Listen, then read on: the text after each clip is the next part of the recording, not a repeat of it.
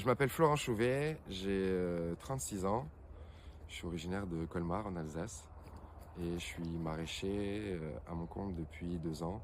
J'ai fait une école de commerce, ensuite j'étais commercial dans un grand groupe et puis ça m'a pas convenu. Au bout de 2 ans, je suis parti.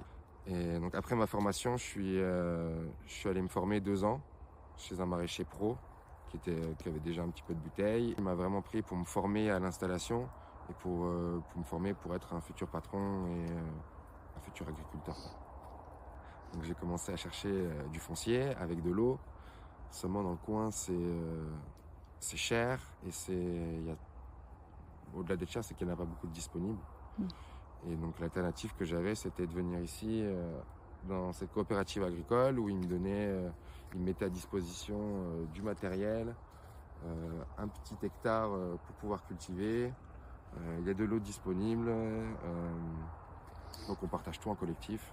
Donc comme c'est un espace test et que le test est réussi, je m'en vais cette année, dans 3-4 mois, pour aller sur mon propre terrain.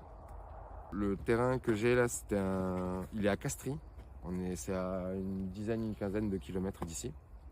Et c'était un appel à projet, un appel à candidature de la mairie qui voulait remettre en culture des anciennes terres agricoles et pour aussi relocaliser un peu l'agriculture, pouvoir fournir les écoles du coin et le marché communal. Le fait de mettre des arbres fruitiers, moi j'y vois un peu ça comme un patrimoine qu'on transmet derrière, quoi.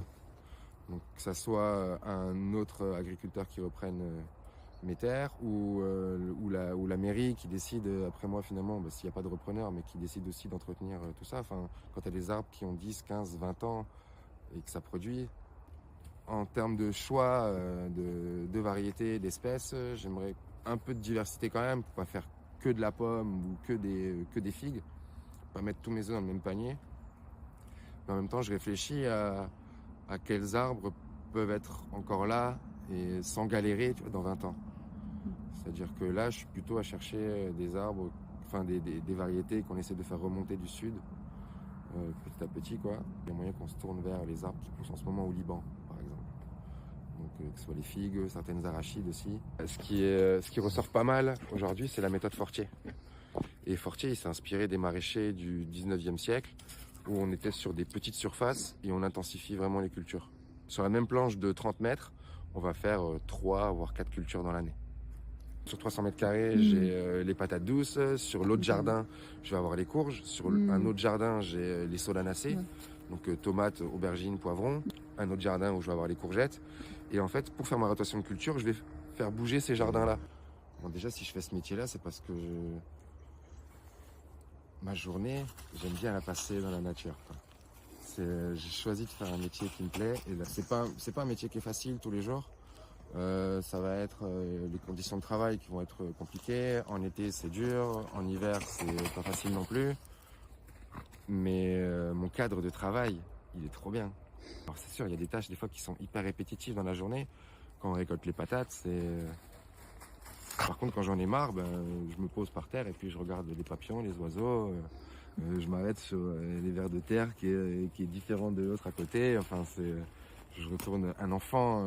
Je suis un enfant dans un jardin, quoi. Dans un jardin de mon papy. Et ça, c'est cool.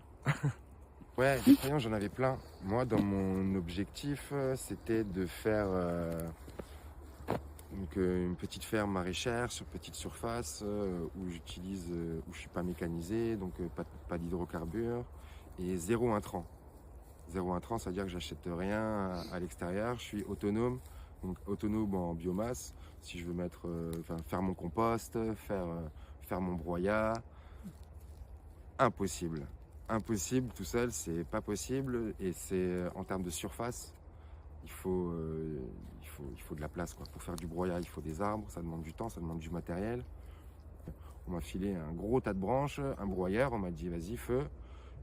J'ai réussi à faire un tas de broyat de 30 cm, ça m'a pris 2 heures.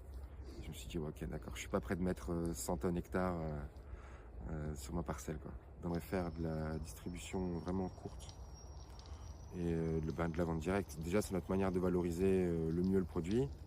Et puis moi, j'y retrouve aussi mon côté sociable. La sociabilisation, c'est le dimanche matin au marché quand je vois mes clients, quoi.